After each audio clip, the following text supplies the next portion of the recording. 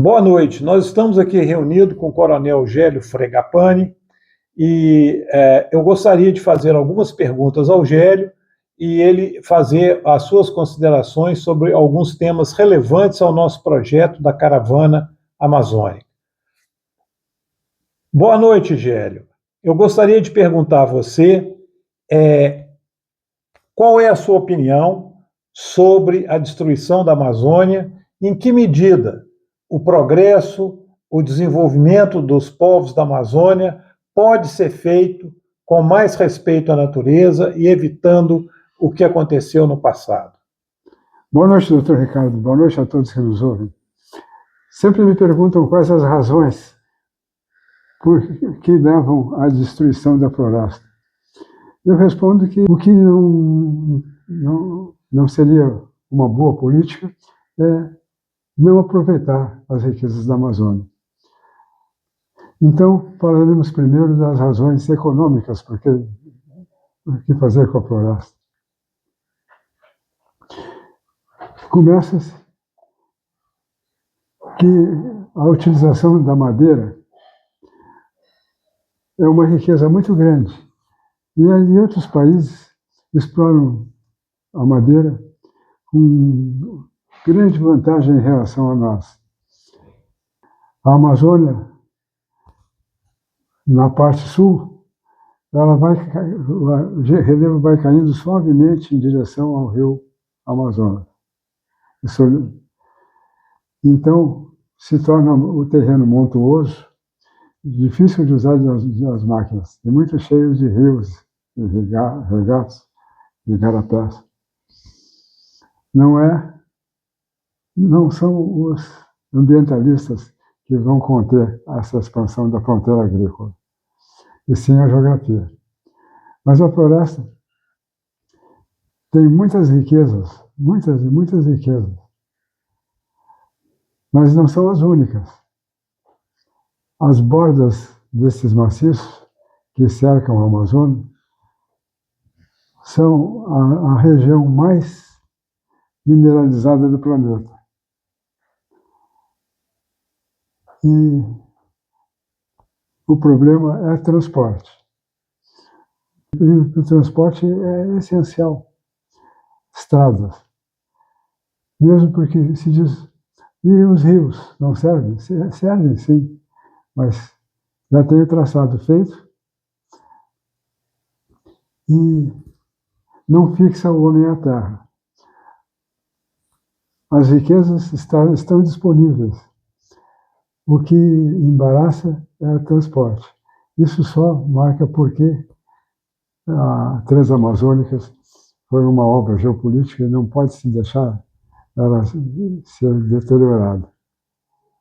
Agora vamos falar um pouco sobre a floresta e as diferentes atividades econômicas que podem se desenvolver ou serem dependentes da floresta. Eu estou com o seu livro aqui. Esse livro aqui, do Gélio, é um livro muito bacana de ler.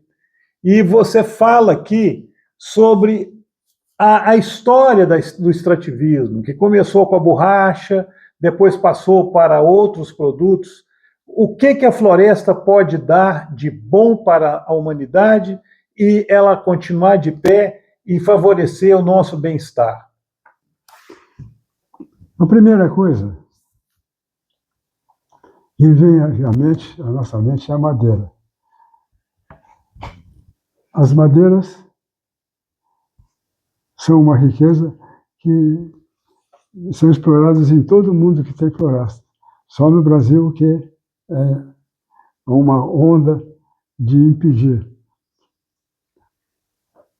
Como nós comentamos, a floresta não comporta o uso de máquinas em certas partes, em grandes partes da Amazônia, mas comporta o uso de silvicultura. A silvicultura mais impressionante no mundo é a do dendê. Ela é feita na Colômbia e no sudoeste da Ásia. O dendê propicia muito mais facilidade na obtenção do óleo do que a soja, por hectare. Mas o que é mais importante para a Amazônia, a floresta é um óbice, que é o povoamento. O povoamento é importantíssimo porque uma terra vazia e habitável será sempre objeto de ambição. Eu queria que você falasse um pouco sobre as diferenças de povoamento entre o caboclo que vive ligado ao rio, o ribeirinho, e aqueles amazonenses, aqueles povos da Amazônia que vivem ao longo da rodovia. Eu já escutei você dizer que a fixação do homem ao longo do rio ela é mais difícil do que a fixação do homem ao longo das estradas. Eu queria que você explicasse um pouco essa história para nós. O rio não prende o homem à terra. Não há condições favoráveis para uma atividade econômica. A pequena agricultura, inclusive, é feita em canoas já estragadas, porque não dá para fazer no chão.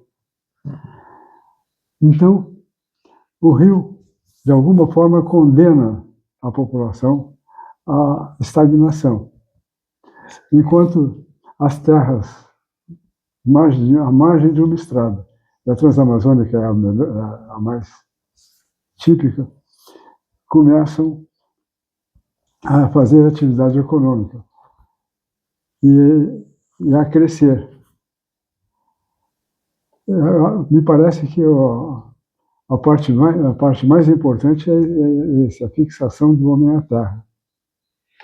Então quer dizer que a estrada transamazônica, nós estamos vendo, né?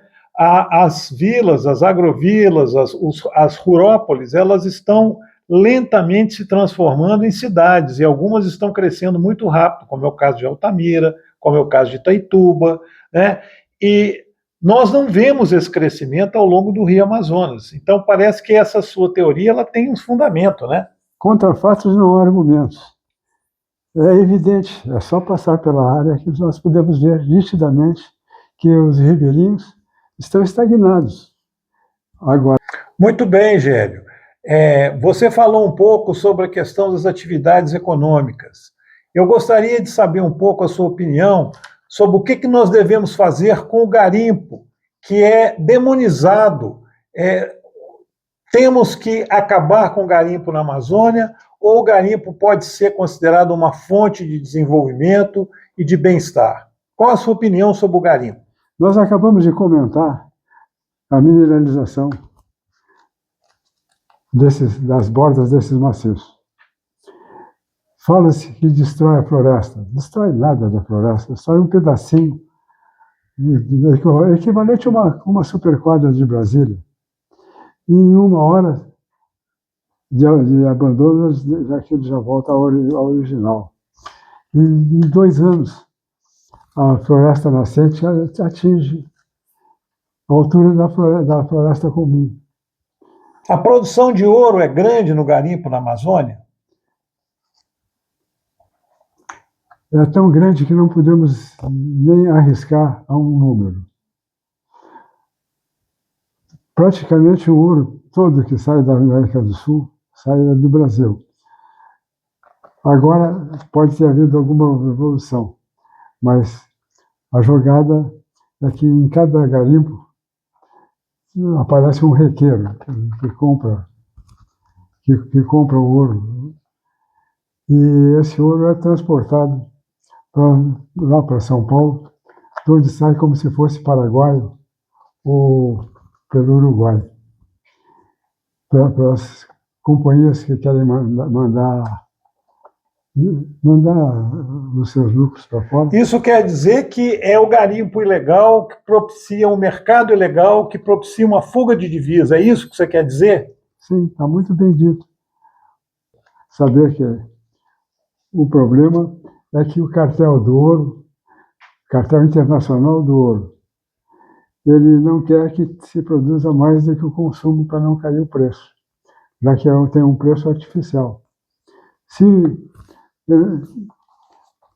para de perseguir o garimpo no nosso país, os efeitos colaterais são a baixa do preço do ouro no mundo. Entendi. Hoje É que mais cedo ou mais tarde essa área vai ser reivindicada por outros povos, se nós não a povoarmos. E todas as cidades que começaram lá começaram com garimpo, ou com garimpo ou com um posto militar. Rogério, agora falando um pouco sobre saindo do garimpo e passando para as minerações, as grandes minerações. Eu sei que você já teve em Carajás, já conhece várias minerações. Qual que é o futuro da grande mineração na Amazônia? Você acha que elas podem ser executadas observando a natureza e usando uma BR transamazônica bem administrada? Comecemos pensando que o meio ambiente, o bom meio ambiente, é um subproduto da riqueza e que não tem nada tão poluidor quanto a miséria. E é a miséria que eles tentam forçar como efeito secundário, ou efeito colateral, do não deixar o Brasil explorar. Conversar sobre um assunto desconhecido, que são as minas do Pitinga. O projeto Radan nos mostrou muitas anomalias. E a principal das anomalias é na região chamada Pitinga, entre Manaus e Boa Vista. Um diretor do DNPM, que era muito nacionalista, insistiu por uma companhia brasileira ir lá antes que as estrangeiras fossem. E a Paranapanema, com sua filial Taboca, foi tomar conta disso. As informações dadas pelo presidente, pelo proprietário da Paranapanema, diziam que a quantidade de mineral era fantástica. Assim, que, por exemplo, no mundo tirava-se 80 gramas de alumínio por metro quadrado de minério bauxita. E 80 gramas por metro cúbico. E, no fundo, às vezes, até 1.000 metros de profundidade. Lá, cada metro cúbico se tirava 3 quilos. 3 quilos. E esses é a flor da terra. Então, começaram a explorar. Mas tudo lá pegava leishmaniose. Eles pediram auxílio, depois de Sucam e tudo mais, ao Centro de Guerra na Selva, que orientou os meios preventivos para acabar com a leishmaniose e começou a produção. Aí, o cartel do estanho, chamado Team Brother, chamou a Paranapanema e disse, olha, vender pelo spot prejudica todo mundo. Por que vocês não entram pro cartel? Disseram, tá bem, qual é a nossa cota? A cota é 2.000 toneladas para vocês. Faça um parênteses, guardem o número 15 para ficar com isso claro. O mundo produzia, então, 150.000 toneladas de estanho anualmente. Consumia 135. 15 ficavam com um estoque regulador para manter o preço. E então o Paranapanema disse, mas por que os outros sacrificam 10% da sua produção e nós temos que sacrificar 80%? Porque vocês estão chegando agora. Quando aumentar o consumo, a gente aumenta de vocês. Mas a Paranapanema resolveu engrossar. Disse, não. Então vamos continuar. Resposta, nós temos um estoque grande e oneroso e vamos jogar esse estoque e quebrar vocês. Bom, saíram para o dumping. Só que era tanto minério, tão fácil de pegar o minério, que eles foram jogando e baixando o preço e as minas do Pitinga saíam melhor, continuavam produzindo, e transformando aquilo num verdadeiro paraíso, num oásis maravilhoso, onde todos os funcionários tinham sua casa e as refeições eram 50 centavos para não gerar problemas trabalhistas, para não ser de graça, para não gerar problemas trabalhistas. E assim foi. Eles baixaram o preço até 2.000 de pedradas por dólares por tonelada, que era praticamente o preço do estoque e do transporte. As minas, quando chegou a 7.000 dólares a tonelada, do mundo fecharam, porque aquilo era o preço e o custo deles. Bom, o progresso teve algumas coisas interessantes, como, por exemplo, numa hora o Otávio Lacombe, que era o proprietário da Paranapanel, me disse: olha, nós estamos descobrindo outras coisas aqui, tantalita, wolframita e criolita. Eu comentei até, disse, criolita já sei que é preto, mas para que serve? Resposta: deixa de ser preconceituoso, porque nem é preto, é um cristal vermelho, indispensável para transformar a bauxita em alumínio, e a bauxita em alumínio. E só tem uma mina no mundo, e na Groenlândia está em exaustão. Mais uma coisa que o Brasil vai dominar. Passado um mês, num telefonema, eu perguntei como é que estava a criolita. O Lacombe me respondeu: não, nós não estamos produzindo, nós estamos recebendo um bom dinheiro para não produzir. E como é que fazem alumínio no Brasil, então? Com a criolita artificial a preços enormes. E a gente prefere pagar e ainda temos muito lucro com alumínio. E, bom, passado mais um pequeno tempo, o avião do engenheiro que levava a mina para frente, do Ornelis, explodiu lá na Amazônia, coisa que de vez em quando acontece. O Lacombe foi atropelado, o carro dele foi atropelado em São Paulo. Morreram no intervalo de coisa de uma semana, 15 dias, os dois.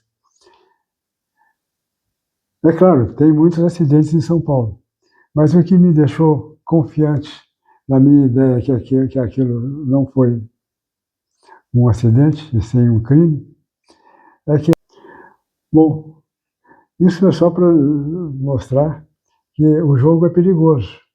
O jogo entra, talvez, assassinatos. Sim. Em outras ocasiões, né? Você acha que o Estado brasileiro, ele, numa perspectiva histórica, o Estado brasileiro ajuda ou atrapalha o desenvolvimento da Amazônia? Atrapalha, secularmente atrapalha, mas nunca atrapalhou tanto quanto agora. Agora parece que qualquer atividade que possa ter alguma produção, em vez de ser protegida, é perseguida. Um pequeno exemplo, embora não seja governamental, da Serra Pelada. No auge da Serra Pelada, com sobrando dinheiro, mandavam vir as melhores frutas que existiam no país e outras coisas. E essas sementes ou eram jogadas no chão ou eram enterradas. O fato é que passou a sair de Serra Pelada caminhões e caminhões de frutas, principalmente abacate. Quando isso foi descoberto pela Vale, Cerrou-se todas as árvores e plantou-se eucaliptos.